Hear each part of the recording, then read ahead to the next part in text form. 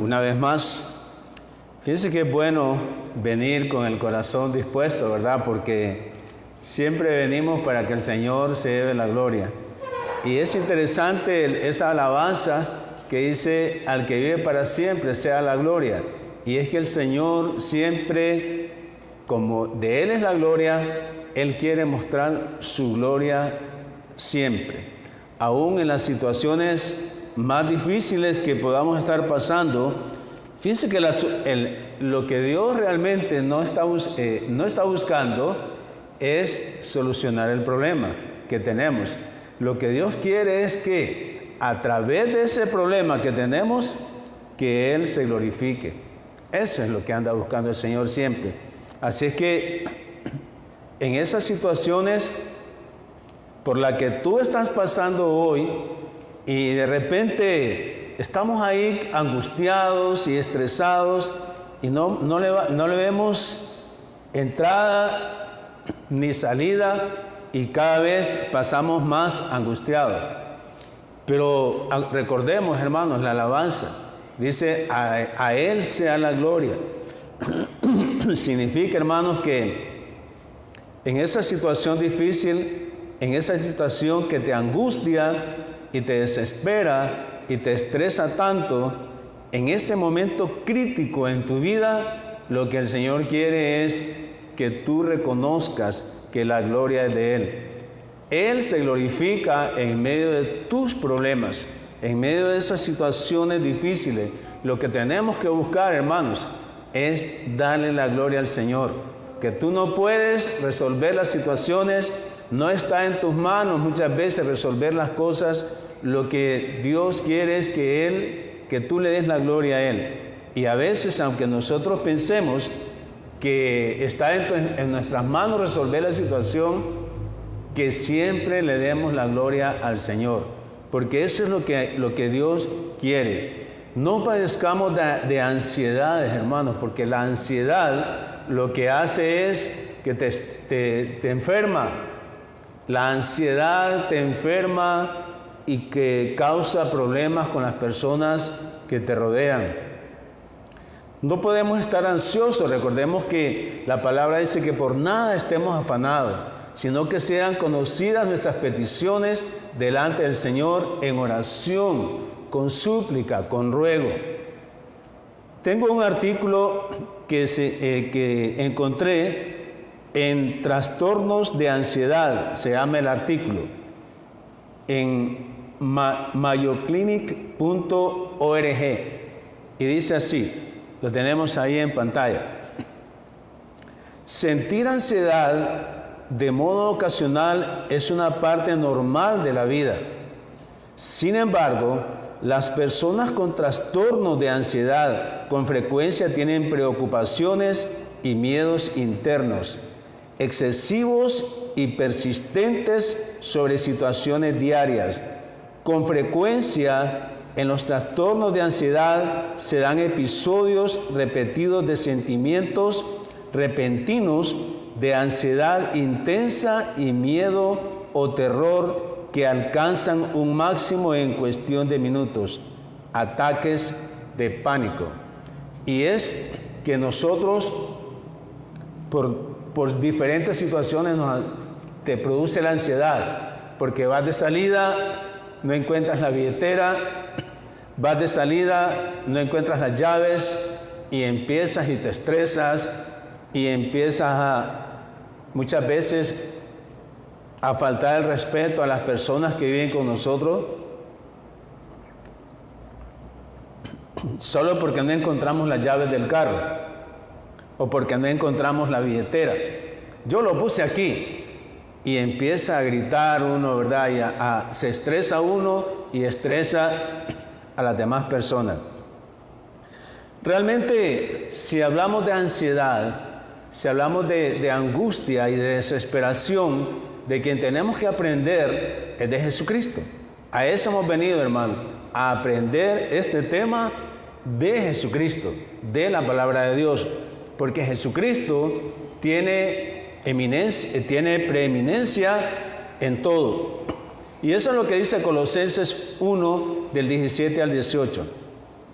Y Él es antes de todas las cosas, y todas las cosas en Él subsisten. Y Él es la cabeza del cuerpo, que es la iglesia, el que es el principio, el primogénito de entre los muertos, para que en todo tenga la preeminencia. Él tiene la preeminencia. Preeminencia es que está por encima de todo. O sea, cuando estemos estresados, cuando estemos angustiados, cuando estemos desesperados, tenemos que pensar en el Señor, que Él se estresó, que Él se angustió y que Él se desesperó. Ya vamos a ver por qué digo eso. Pero pongámonos de pie para que oremos, porque este tema del estrés, de la ansiedad y de la desesperación lo vamos a aprender de Jesucristo. Pongámonos de pie. Señor, gracias porque tú eres bueno y para siempre es tu misericordia. Gracias, Señor Jesús, por los hermanos y las hermanas que en este momento estamos en comunión, no solamente la comunión de pasar tiempo juntos, sino que estamos en armonía, pensando una misma cosa, porque estamos compartiendo tu palabra y siendo edificados a la vez con tu palabra. Te ruego que abras nuestros corazones y que tu palabra pueda entrar a nuestros corazones, Señor Jesús, para que guardemos tu palabra y para que pongamos por obra lo que aprendamos hoy. Gracias por las personas que aún no han venido o que por alguna razón no van a venir. Te ruego que se unan al equipo de personas que están viendo el tema por Facebook, para que también podamos ser edificados con tu palabra sobre este tema de la angustia, el estrés, la desesperación que tanto nos pasa a cada uno de nosotros. Ponemos este tiempo en tus manos, en tu santo nombre. Amén. Siéntese, hermano. Fíjense que en San Juan 17, del 1 al 5, Jesús habla de su misión, la misión cumplida. Fíjense bien, la misión cumplida. Dice San Juan 17, del 1 al 5. Estas cosas habló Jesús y levantando los ojos al cielo, dijo: Padre, la hora ha llegado. Glorifica a tu Hijo para que también tu Hijo te glorifique a ti, como le has dado potestad sobre toda carne, para que dé vida eterna a todos los que le diste. Y esta es la vida eterna, que te conozcan a ti, el único Dios verdadero, y a Jesucristo a quien has enviado. Yo te he glorificado en la tierra, he acabado la obra que me diste que hiciese. Ahora pues, Padre, glorifícame tú al lado tuyo, con aquella gloria que tuve contigo antes que el mundo fuese. Y aquí quiero rescatar varias cosas. Uno, que Jesucristo dijo: la hora ha llegado. Cuando dijo la hora ha llegado, significa que Él ya había cumplido todo. La razón por la cual Él se hizo hombre y vino aquí a la tierra. Recordemos y no perdamos de vista que cuando Jesucristo estaba aquí en la tierra, fue 100% hombre y no dejó de ser 100% Dios. La hora ha llegado. O sea, le está diciendo misión cumplida. Dice: glorifícame para que dé vida eterna a todos los que me diste. Dice: como has dado potestad sobre toda carne.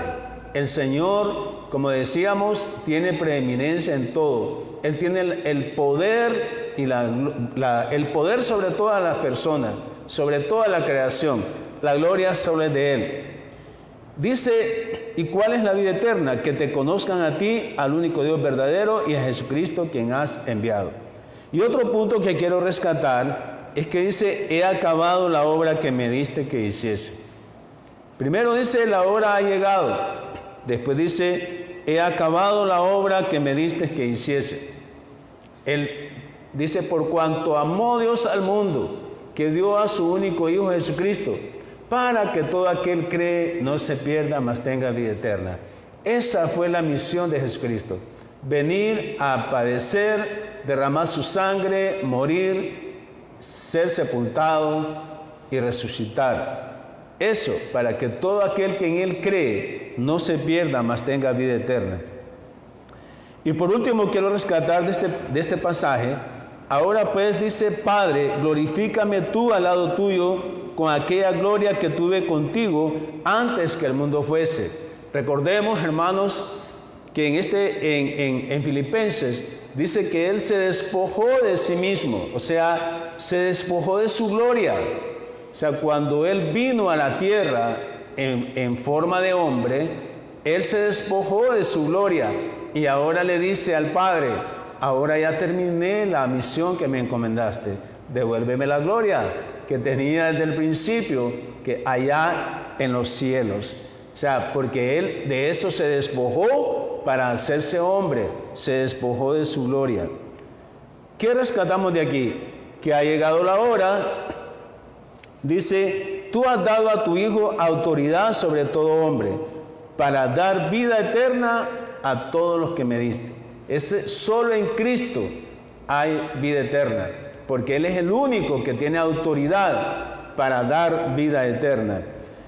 Y la manera de tener vida eterna es conocer al Padre y al único Dios verdadero, y a Jesucristo, a quien tú enviaste.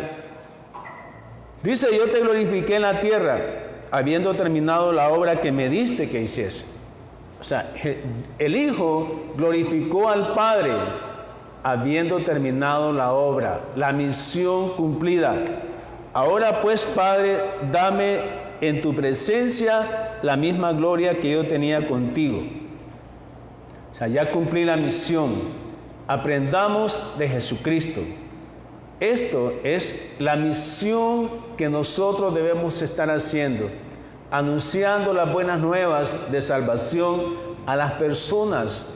Eso es lo que nos debe estar como preocupando, el hecho de que el mundo todavía no ha sido alcanzado. ¿Cuánta necesidad tenemos en los países? ¿Cuánta necesidad tenemos en Honduras, por ejemplo, que nosotros vivimos aquí? Muchas personas necesitan conocer de Jesucristo, empezando por la señora que nos gobierna, ¿verdad? La presidenta necesita recibir a Jesucristo como su único Salvador. Oremos para que esas personas que la rodean le hablen de la palabra, o de alguna forma que ella escuche el Evangelio, para que tome la decisión de recibir a Cristo como su único Salvador. Eso es lo que nos debe estar interesando, hermanos. La razón por qué estamos aquí en la tierra, que tenga sentido, que tenga propósito. Yo le decía a una persona anoche: mire, Leo, usted reúnase a una iglesia, congréguese con los hermanos, porque dice: no, yo ya confío en Cristo y ya soy salvo, y yo la Biblia la leo en mi casa, yo paso con mi esposa, con mis hijos, y ellos son mi prioridad. Sí, pero la iglesia es el cuerpo de Cristo. Cuando habla de la iglesia, no solamente habla del miembro del cuerpo de Cristo, sino del conjunto de miembros que forman el cuerpo de Cristo, que Cristo es la cabeza. Cuando nos reunimos, encontramos propósito. Cuando venimos a la iglesia, le encontramos propósito, porque vemos a los hermanos y vemos la necesidad de pasar tiempo con ellos y de compartir cosas juntos. Así es que yo le decía a esta persona: reunirse en la iglesia, usted va a cobrar sentido, le va a encontrar propósito a la vida. Pero si solo está viviendo para usted y aquí mi familia, mi esposa y mis hijos, y yo así, eso es un engaño, hermanos. Está bueno que tú leas en la Biblia en la casa con tu esposa, porque tú eres el llamado para hacerlo. Pero eso no es el todo. Para eso dice que la iglesia es el cuerpo de Cristo. Y necesitamos entonces ver que Cristo es la cabeza de cada uno de nosotros. Aprovechemos las oportunidades de conocernos, de pasar tiempo juntos para ver y descubrir oportunidades para poder servirnos el uno al otro. Pero antes de hablar de que la misión estaba cumplida, veamos dos sucesos antes de cumplir la misión. Dos sucesos que pasó Jesucristo antes de cumplir la misión. Primero, estresado por lo que vendrá.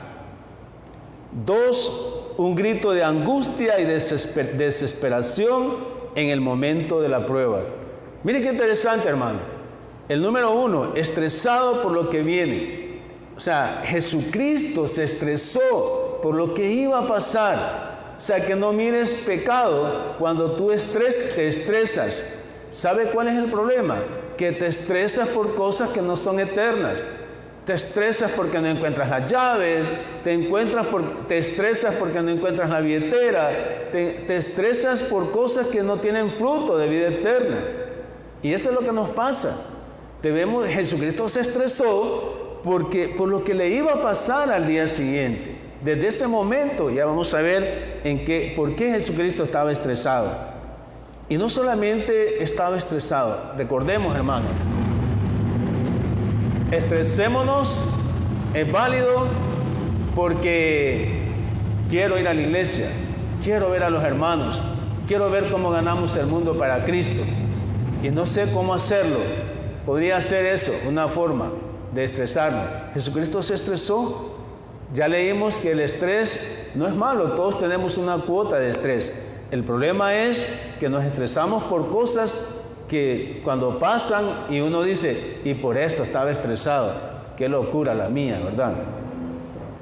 Entonces vamos a ver el primero, estresado por lo que vendrá. Mateo 26, del 36 al 39. Eso, vamos a leerlo muy bien y despacio para que comprendamos por qué Jesucristo se estresó por lo que le iba a pasar. Mateo 26, del 36 al 39. Entonces llegó Jesús con ellos a un lugar que se llama Getsemaní, con los discípulos, ¿verdad? Y dijo a sus discípulos, sentaos aquí, entre tanto que voy allí y oro. Y tomando a Pedro y a los 2 hijos de Zebedeo, comenzó a entristecerse y a angustiarse en gran manera. Entonces Jesús les dijo, mi alma está muy triste hasta la muerte. Quedaos aquí y velad conmigo.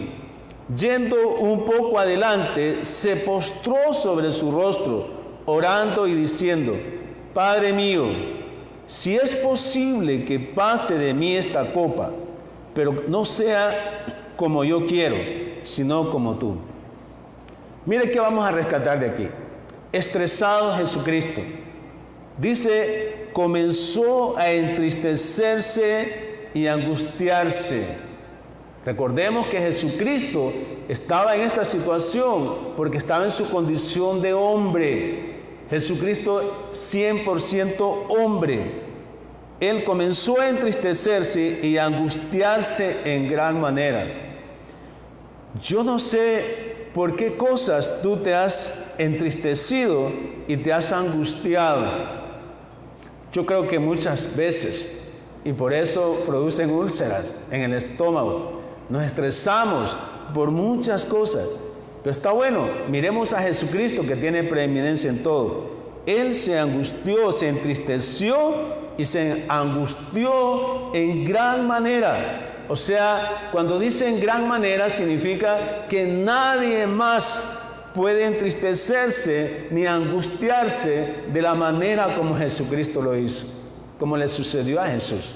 Solo Él pudo pasar por una angustia en gran manera. Nosotros, hermanos, nos angustiamos, nos entristecemos por cosas materiales, ¿verdad? Porque quería comprar un carro y se adelantó alguien y lo compró primero y eso causa tristeza. Ya no tengo el carro que quería, o la casa. Cuando ya fui a pagar la prima ya no había y yo quería una casa ahí. O sea, o los zapatos que yo miré en una tienda, cuando los fui a comprar ya no estaban. Y cosas así como cosas pequeñas que no tienen fruto de vida eterna. O sea, yo no digo que a todos les ha pasado, pero el hecho de que uno no encuentra las llaves Y dice, ¿quién me agarró las llaves? ¡Qué barbaridad! Y ya voy para el trabajo. Justo cuando voy saliendo no encuentro las llaves y aquí las puse. Y empieza a gritar en la casa y todo el mundo corriendo porque papá está molesto porque no encuentra las llaves. Está estresado. Y cuando nos angustiamos por esas cosas, contagiamos a los hijos, ponemos a los hijos de correr. Y la mujer también, ¿verdad? Y todo el mundo corriendo porque papi no encuentra las llaves del carro. O sea, eso me pasaba a mí. Digo me pasaba porque mi esposa dijo, bueno, entonces aquí en este lugar, cada vez que usted entre, ponen las llaves aquí, que cuando usted va a salir, ahí las va a encontrar. Así es que ahí yo me acostumbré, al llegar a la casa ya sabemos dónde ponemos las llaves, y ahí ponemos las llaves. ¿Por qué? Porque cuando voy saliendo, ahí están las llaves. Entonces ya sé que ahí están. Pero es como estresarse y angustiarse por cosas pasajeras que no tienen frutos de vida eterna. Jesús dijo, mi alma está muy triste hasta la muerte. Estoy muy triste, confesó Jesús. Y eso nos pasa. No sé qué problemas tú tienes en este momento, pero estás muy triste. Pensá en Jesucristo. Él dijo, mi alma está muy triste. Jesucristo tiene preeminencia. Él es el único que te va a entender en medio de tu tristeza, porque Él pasó por eso. Nadie más te va a entender en medio de tus dificultades. Solo Jesucristo, porque Él pasó por eso. Y dice, Padre mío, si es posible, pase de mí esta copa. Si es posible. Dice en la siguiente diapositiva, es tal la angustia que invade mi alma que siento que me voy a morir. Yo no entiendo y nunca lo voy a entender cuál era el nivel de angustia que tenía Jesucristo. Estaba angustiado por cosas que no le habían pasado, pero que Él sabía cómo iba a morir porque eso estaba profetizado. Y muchas veces nosotros nos estresamos y nos angustiamos por cosas que no han sucedido, pero que sabemos que va a suceder, pero no estamos seguros. Sin embargo, Jesucristo sí estaba seguro que así tenía que ser. Hermanos, cuando tú te angusties, cuando tú estés muy triste, muy angustiado, ¿qué pasará? ¿Qué va a pasar? Y nos angustiamos por eso. Pensemos en Jesucristo. ¿Qué frutos de vida eterna tiene la razón por la cual tú estás angustiado? ¿Qué frutos tiene? Y eso pensemos. Si estoy preocupado y estoy angustiado, ¿qué fruto tiene eso para vida eterna? ¿Contribuye a ganar el mundo para Cristo? ¿Por qué estoy angustiado? ¿Contribuye eso? Esa es una buena pregunta. Mi alma está destrozada.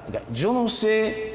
Vea que se ha sentido alguna vez uno así. Dice, estoy destrozado, mi alma está destrozada de tanta tristeza, tantas cosas que me han pasado. Mi alma está destrozada. Jesucristo lo dijo. Esas mismas palabras que tú dices, las dijo Jesucristo.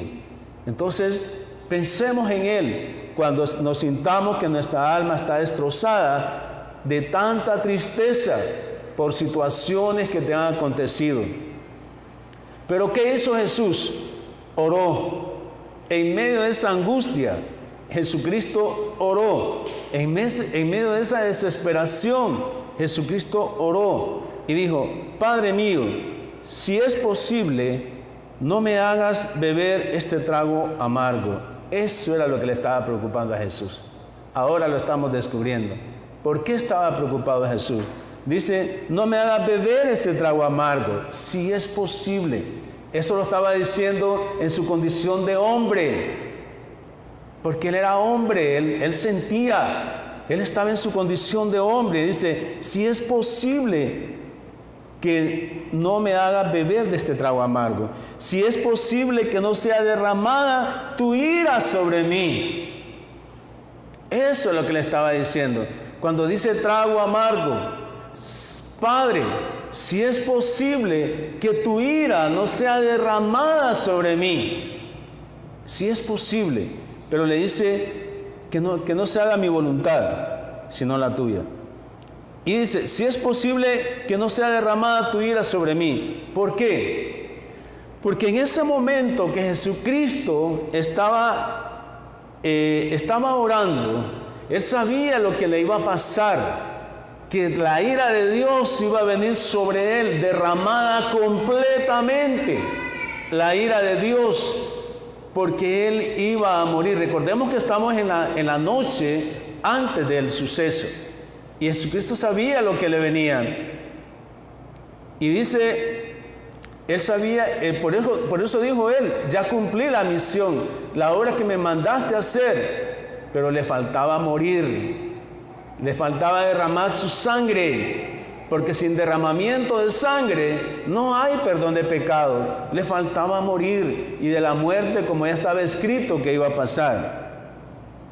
Y estaba angustiado porque Él estaba cargando, iba a cargar el día siguiente con todos los pecados de toda la humanidad. O sea, Él sabía que por culpa de ustedes y por culpa mía, Él se iba a hacer pecador, porque Él iba a estar cargando con tus pecados y con mis pecados. Y por esa razón el Padre iba a derramar toda su ira sobre Él, porque la ira de Dios viene sobre el pecado, sobre los hijos de desobediencia. Jesucristo, siendo obediente, se volvió desobediente porque cargó con tus pecados y los míos. Se hizo pecador por tu culpa y por la mía. Él se puso en tu lugar y en el mío. O sea, la ira de Dios iba a ser derramada sobre ti y sobre mí. Pero Jesucristo se puso en lugar tuyo y en lugar mío, para que la ira de Dios, del Padre, viniera sobre Él. Y eso no había sucedido. Era la noche que Él estaba orando. Imagínense qué estresado estaba. Vamos a ver en Lucas. Recordemos que Lucas era un médico, ¿verdad? Era un médico. Dice Lucas 22, del 43 al 44. Y se le apareció un ángel del cielo para fortalecerlo. O sea, cuando Jesucristo estaba orando y le dice, Padre, si es posible que tu ira no sea derramada sobre mí. Si es posible que eso sea. Y Lucas dice que se le apareció un ángel para consolarlo. O sea, eso es, aguantate. O sea, tenés que pasar por eso. Es necesario que tú pases por eso. El ángel lo llegó a fortalecerlo. ¿Qué es lo que pasa a nosotros en medio de la angustia y la desesperación? Tenemos que ir a la palabra para fortalecernos.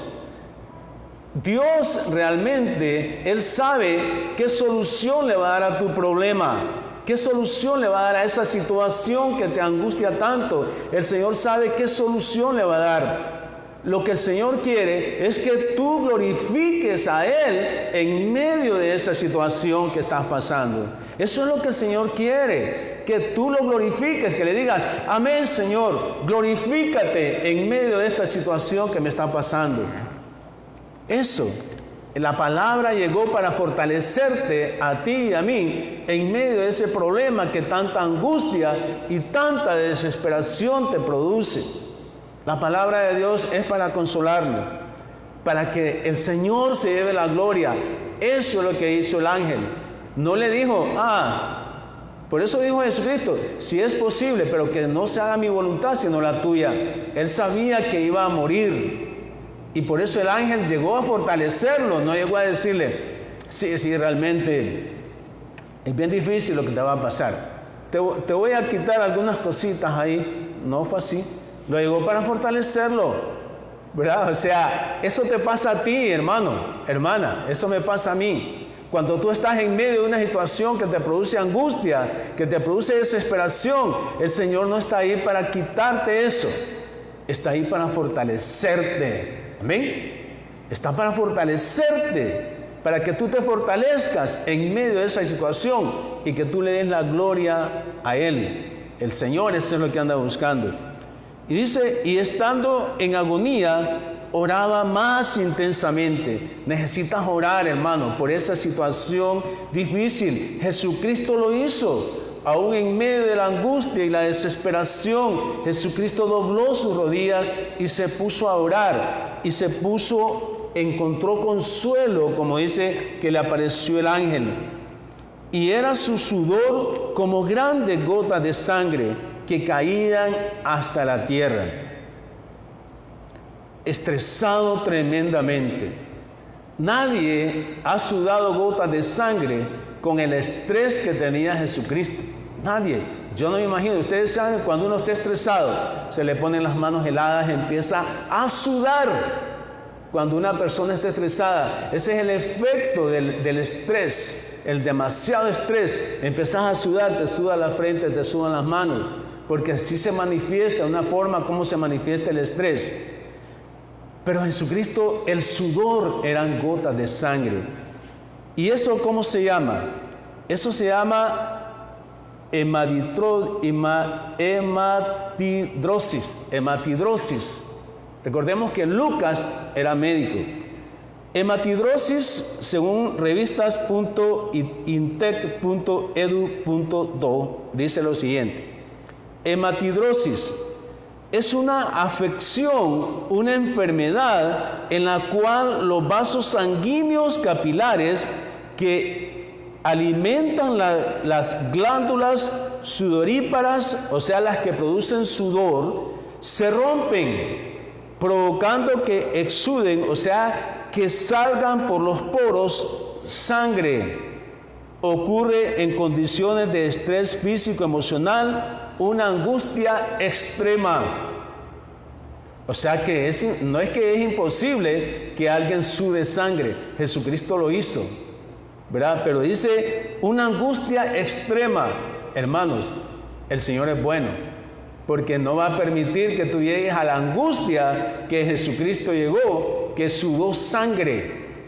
Eso es real, eso te lo puede decir cualquier médico, que se llama hematidrosis. Eso, ¿verdad? Que te produce el estrés extremo. El estrés extremo te produce que sudes sangre. Si nosotros a lo más que llegamos a sudar, ¿se han fijado? Que estamos estresados y empezamos a sudar. Cuando alguien se para enfrente, en público, se pone estresado y empieza a sudar, ¿verdad? Suda todo, entonces el pañuelo y todo. Pero nadie va a llegar a ese punto de sudar gotas de sangre. Imagínense, hermanos, el estrés y la angustia que Jesucristo estaba pasando en ese momento. Yo cuando me quiero estresar, solo pienso en Jesucristo. O sea, Él es el padre del estrés. Él es el varón de dolores. Veamos, creo que estaba aquí en el segundo punto, un grito de angustia y desesperación. Fíjense que cuando estaba orando, solo es que estaba estresado. Pero a ustedes les ha pasado que están estresados y no hablan con nadie. ¿Les ha pasado eso? No hablan con nadie, solo está ahí estresado, con aquel estrés tremendo. Eso fue lo que pasó con Jesucristo cuando estaba orando. Estaba Él solo hablando con el Padre, diciendo que estaba angustiado hasta la muerte. Estaba orando, estaba angustiado. Pero vamos, ahora, ¿qué sigue? Ahora ya no es estrés, ahora no es angustia, ahora es un grito de angustia y desesperación. O sea, no sé, pero yo no sé, hay personas como que te dan ganas de salir corriendo, irte a la montaña y gritar allá a gritar fuerte porque estás tan estresado, estresada, que no soportas esa situación, esa angustia, y te dan ganas de salir de tu casa e irte a un lugar donde no haya nadie. ¿Te ha pasado eso? Jesucristo hizo un grito de angustia y de desesperación en el momento más crítico de su vida como hombre. Mateo 27 del 45 al 46. Fíjense bien. Y desde la hora sexta hubo tinieblas sobre toda la tierra hasta la hora novena. Cerca de la hora novena Jesús clamó a gran voz diciendo: Elí, Elí, lama sabactani. Esto es: Dios mío, ¿por qué me has desamparado? Pero no lo hizo así como estoy leyéndolo yo. Fíjense, la crucifixión comenzó como a eso de las 9 de la mañana. Ahí comenzó la crucifixión. Desde el mediodía y hasta las 3 de la tarde, toda la tierra quedó oscuro, no había luz. No es que era de noche, era de día, y todo estaba oscuro. Como a las 3 de la tarde, Jesús gritó con fuerza y con gran angustia. ¿Qué fue lo que dijo? En Salmo 22:1. Dios mío, ¿por qué me has desamparado? O sea, ¿por qué me has desamparado? Estoy solo. ¿Por qué me has desamparado? ¿Por qué estás tan lejos de salvarme? ¿Por qué no me salvas? Dios Padre, Dios mío, ¿por qué me has desamparado? Gritando. ¿Por qué no atiendes las palabras de mi clamor? ¿Por qué? ¿Por qué te haces el sordo? Así le decimos nosotros. Señor, ¿por qué no escuchas? ¿No estás viendo mi situación en la que estoy pasando? Hermano, Jesucristo lo dijo. No es nuevo para Jesucristo que tú expreses eso. Él lo hizo. Dios mío, ¿por qué me has desamparado? Y empezamos a llorar. ¿Por qué estás tan lejos de salvarme? ¿Por qué no me sacas de esta situación? ¿Qué es lo que pasa? Tú tienes el poder, Señor, para salvarme, para sacarme de esta situación. Tú tienes el poder. ¿Por qué no lo haces? ¿Por qué no atiendes las palabras de mi clamor? Tú sabes cómo te estoy rogando y ¿por qué no lo haces? Tiene que sucederte lo que te está pasando, hermano. Porque tú tienes que darle la honra y la gloria al Señor en esa situación que te está pasando. Tú tienes que darle la gloria antes de buscar la solución a esa situación angustiosa. Tú tienes que orar y darle la gloria a Dios, así como Jesucristo lo hizo. Cristo en ese momento experimentó desesperación causada por el abandono de su Padre. Sucedieron dos cosas ahí. Jesucristo en la cruz estaba desesperado. ¿Se imaginan ustedes? Clavado en una cruz, sangrando y con todo el cuerpo dañado, y el Padre no le escucha. ¡Qué triste! Por favor, escúchame. Así nos pasa, hermano. En esa desesperación, el Padre lo abandonó. Dos sucesos. No solamente estaba desesperado, a eso súmale que el Padre lo abandonó. Pero eso tenía un propósito, hermano. Cuando tú sientas que en esa situación difícil estás desesperado y tú sientas que el Padre te abandona, dale la gloria a Él, porque eso tiene un propósito, eso tiene una enseñanza, eso tiene una razón. Tanto la desesperación como el abandono resultan del derramamiento de la ira del Padre en Jesucristo. Por eso fue que Jesucristo estaba desesperado, porque estaba sintiendo el derramamiento de la ira completa del Padre. Porque en ese momento Jesucristo estaba cargando con tus pecados y los míos.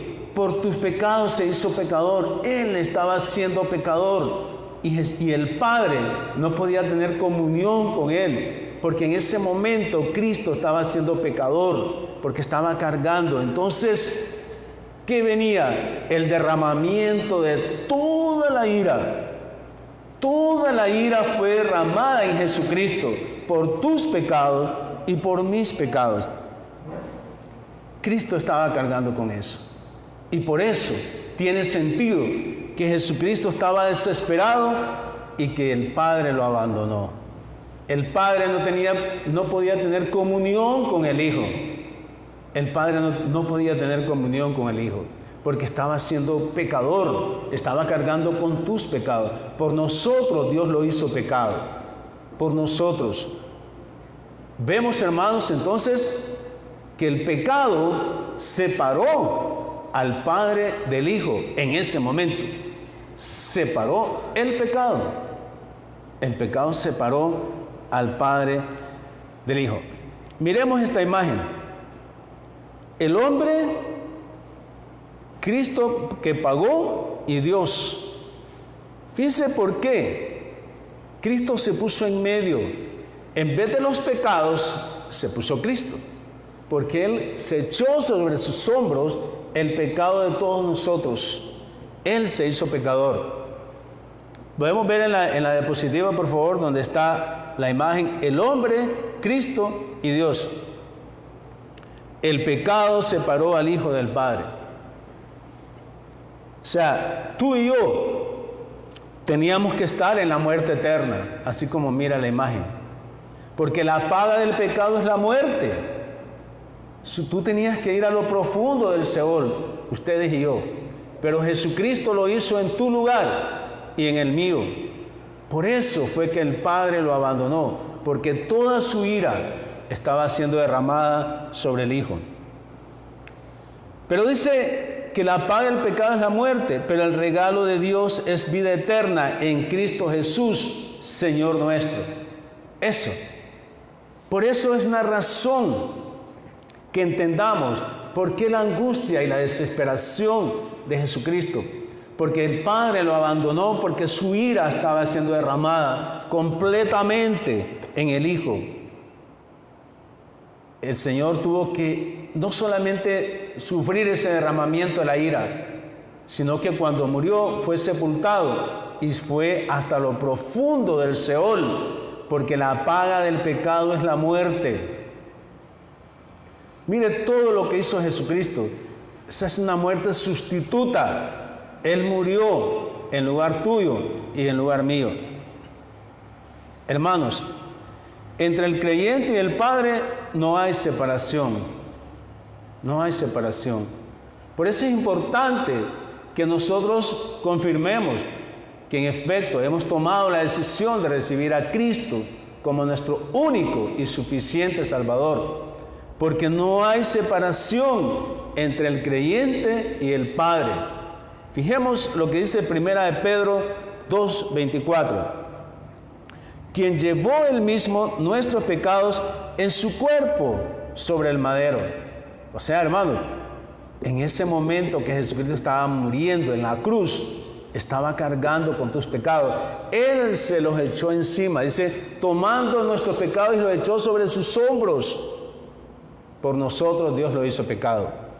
Quien llevó él mismo nuestros pecados en su cuerpo sobre el madero, para que nosotros, estando muertos a los pecados, vivamos a la justicia, y por cuya herida fuimos sanados. Por los padecimientos de Jesucristo, nosotros fuimos sanados. O sea, nosotros fuimos sanados.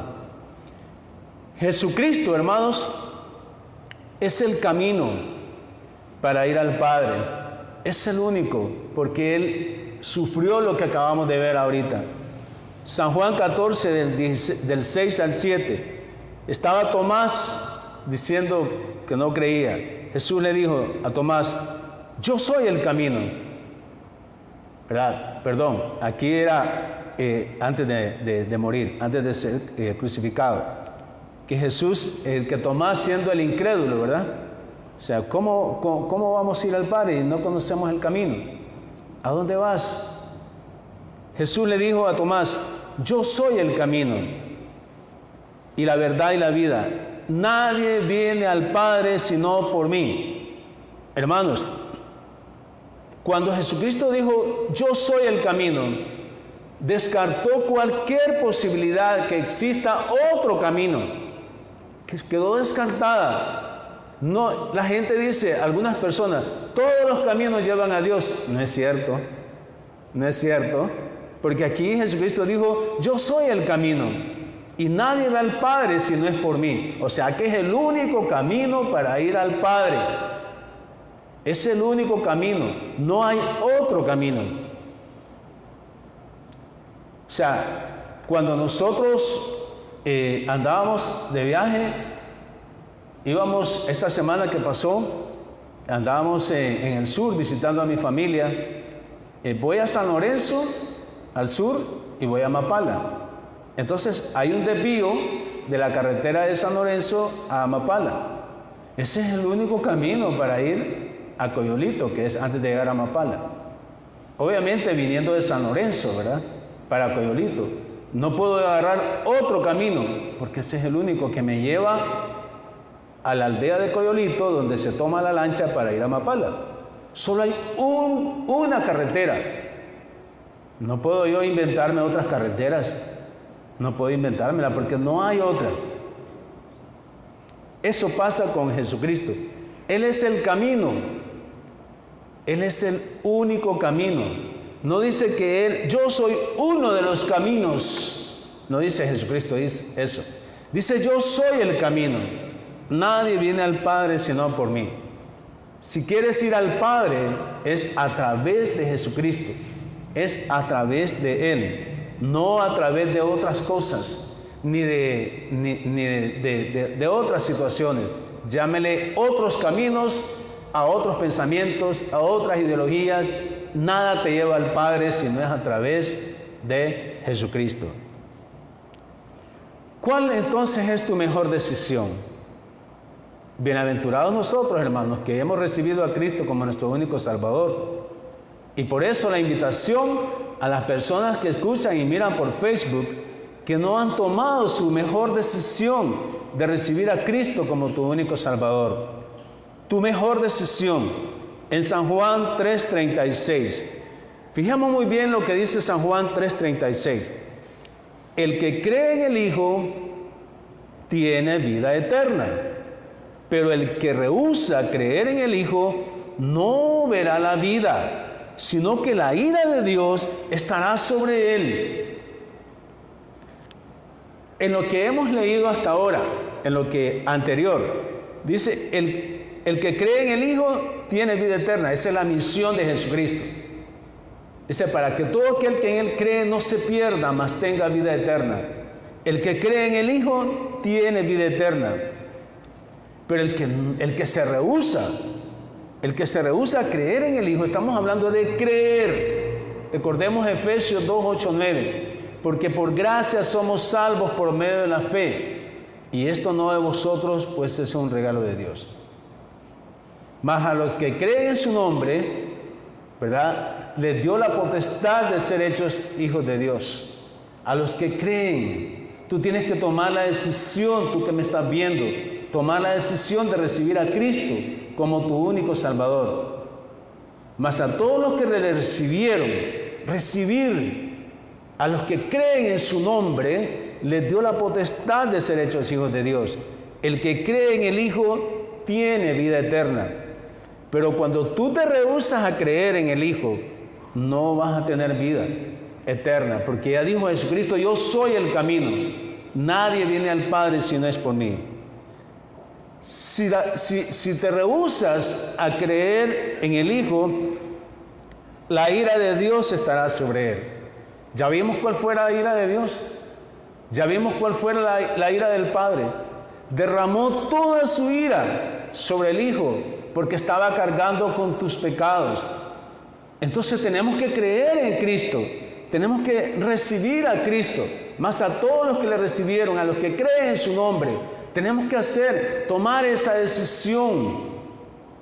Porque si no lo haces, entonces la ira de Dios, lo que pasó en Jesús, lo vas a pasar tú.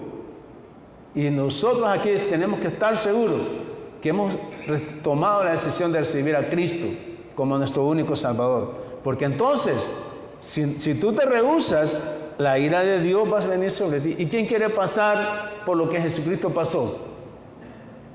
Ninguno. Mejor recibo a Cristo como mi Salvador, porque no voy a pasar por lo que Cristo pasó. Angustia y desesperación, fíjese bien, el momento más crítico de tu vida no es el problema o la situación difícil por la que estás pasando en este momento. Ese no es el problema más crítico. ¿Sabes cuál es el momento más crítico? El momento más crítico de tu vida es morir sin haber creído en Cristo como tu único y suficiente Salvador. Ese es el momento más crítico de tu vida. No son los problemas que tienes, no es la situación difícil, ese no es tu momento más crítico. Ahí tienes que glorificar el nombre de Dios. Significa, hermanos, que cuando hemos recibido a Cristo como nuestro único Salvador, nos eliminamos de ese momento más crítico, donde la ira de Dios va a ser derramada solamente sobre las personas que se rehúsan a creer en Cristo como su único y suficiente Salvador. Pongámonos de pie para que le demos gracias a Dios por esta palabra que ha llegado hoy a nuestros corazones. Pongámonos de pie. Gracias, Padre, porque una bendición escuchar en tu palabra. Gracias, Señor Jesús, porque tú te angustiaste, tú te estresaste, tú hiciste un grito de desesperación, porque había propósito eterno en lo que tú hiciste, en lo que tú padeciste, había propósito.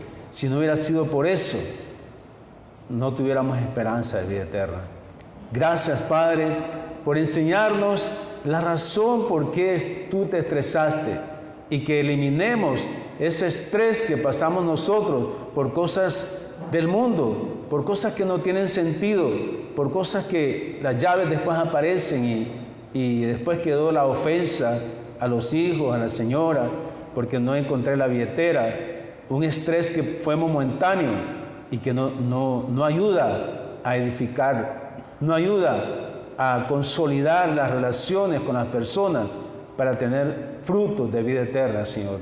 Ayúdanos a ver, Señor, que cualquier estrés, cualquier desesperación que tengamos, cualquier grito de angustia, no se iguala a lo que tú pasaste por haber sido derramada completamente la ira del Padre en ti por causa de nuestros pecados.